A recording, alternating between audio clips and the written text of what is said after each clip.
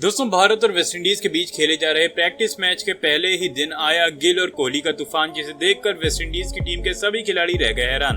तो ऐसे में आज हम आपको इस वीडियो में बताएंगे भारत और वेस्टइंडीज के बीच खेले जा रहे प्रैक्टिस मैच के पहले दिन की पूरी हाइलाइट्स। तो ऐसे में आप इस वीडियो को अंत तक जरूर देखिएगा। लेकिन इससे पहले अगर आप भी क्रिकेट की हर खबर सबसे पहले पाना चाहते हो तो आप हमारे टेलीग्राम चैनल को ज्वाइन कर लीजिएगा, लिंक आपको डिस्क्रिप्शन में मिल जाएगा। दोस्तों, जैसा कि आप और हम सभी जानते हैं कि भारत और वेस्टइंडीज के बीच में अब से कुछ ही दिनों के बाद में 2 टेस्ट मैचों की सीरीज शुरू होने वाली है। लेकिन इससे पहले भारत और वेस्टइंडीज की टीम के बीच में एक टेस्ट मैच खेला जा रहा है, जहां आज इस टेस्ट का पहला दिन खेला गया था।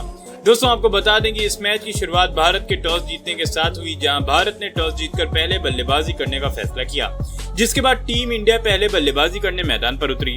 भारतीय टीम के लिए रोहित शर्मा और शुभमन गिल पारी का आगाज करने आए, जहां शुरू में दोनों ही बल्लेबाजों ने संभलकर बल्लेबाजी की। हालांकि जरूर वेस्टइंडीज के गेंदबाजों को मदद मिल रही थी, लेकिन भारत के दोनों ओपनर भी सदी हुई बल्लेबाजी कर रहे थे। जहां शुरू में इन दोनों ने सिंगल डबल से पारी को आगे बढ़ाया और एक साझेदारी बनानी शुरू कर दी। खासतौर पर गिल काफी कंट्रोल में नजर आ रहे थे, तो वहीं कप्तान रोहित शर्मा भी गिल का बखूबी साथ निभा रहे थे और दोनों ही बल्लेबाज के बीच में काफी अच्छा तालमेल भी नजर आ रहा था। जहां इन दोनों बल्लेबाजों ने देखते ही देखते भारत के लिए 13 ओवरों में 8 शतकीय साझेदारी भी पूरी कर ली। लेकिन दोस्तों, उसके बाद में रोहित शर्मा ज्यादा देर तक टिक नहीं पाए और रोहित शर्मा 19 रन बनाकर आउट हो गए, जिसके बाद बल्लेबाजी करने मैदान पर उतरे युवा बल्लेबाज यशस्वी जायसवाल, जिसके बाद जायसवाल और गिल ने मिलकर भारत की पारी को संभाला और एक साझेदारी बनानी शुरू कर दी।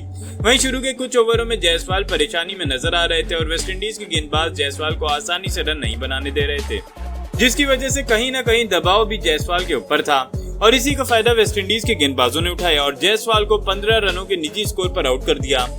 वहीं जायसवाल के आउट होने के बाद बल्लेबाजी करने उतरे भारत के सबसे खतरनाक बल्लेबाज विराट कोहली, जिसके बाद कोहली और गिल ने मिलकर भारत की पारी को संभाला और आगे बढ़ाया, जहां इन दोनों ने मिलकर एक साझेदारी बनानी शुरू कर दी। वहीं गिल आज शानदार लय में नजर आ रहे थे और अटैक करके खेल रहे थे, जहां 25वें ओवर में गिल ने अपना अर्धशतक भी पूरा कर लिया और इसी के साथ में भारत का स्कोर भी 100 रनों के पार पहुंच गया। जिसके बाद कोहली और गिल ने मिलकर वेस्टइंडीज के गेंदबाजों पर दबाव बनाया और धीरे धीरे करते हुए दोनों ने अर्धशतक की साझेदारी भी पूरी कर ली, जो कि भारत के लिए काफी ज्यादा जरूरी थी। जिसके बाद अब कोहली वहीं सेट नजर आ रहे थे और कोहली की अब आंखें भी सेट हो चुकी थी। जिसके बाद में कोहली ने सिंगल डबल से तो पारी को आगे बढ़ाया ही, वहीं खराब गेंदें मिलने पर उसे बाउंड्री में भी उन्होंने कन्वर्ट किया, जहां 36वें ओवर में कोहली ने भी भारत के लिए अपना अर्धशतक पूरा कर लिया और अब कोहली और गिल दोनों सेट नजर आ रहे थे। वहीं इन दोनों की साझेदारी भी अब वेस्टइंडीज की टीम के लिए काफी खतरनाक होती दिख रही थी। वहीं गिल भी धीरे धीरे करते अपने शतक की ओर बढ़ते नजर आ रहे थे और लगातार गिल भी अपनी बेहतरीन टाइमिंग के साथ चौके पर चौके जड़ रहे थे और सभी फैंस भी इसका पूरी तरह से लुत्फ उठा रहे थे।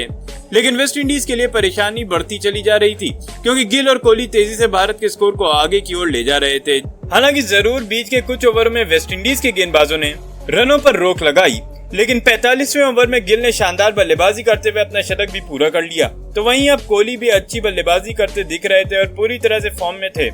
जहां दोस्तों 50वें ओवर में भारत का स्कोर भी 200 रनों के पार पहुंच गया और अब टीम इंडिया स्ट्रांग पोजीशन में दिख रही थी, क्योंकि भारत ने 200 का आंकड़ा छू लिया था, वो भी सिर्फ 2 विकेट खोकर। लेकिन 55वें ओवर में गिल 115 रनों के निजी स्कोर पर चेस का शिकार बन गए।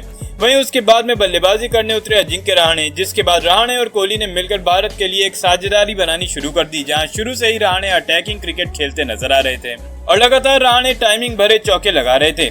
तो वहीं दूसरी ओर से खड़े विराट कोहली भी अब पूरी तरह से सेट हो चुके थे और उनको आउट करना वेस्टइंडीज के लिए काफी मुश्किल लग रहा था, क्योंकि कोहली लगातार चौके पर चौके लगा रहे थे और वो सिर्फ अपनी स्ट्रेंथ के अनुसार ही खेल रहे थे। जहां 67वें ओवर में कोहली ने अपना शतक पूरा कर लिया और इसी के साथ में भारत 250 रनों के पार भी पहुंच गई।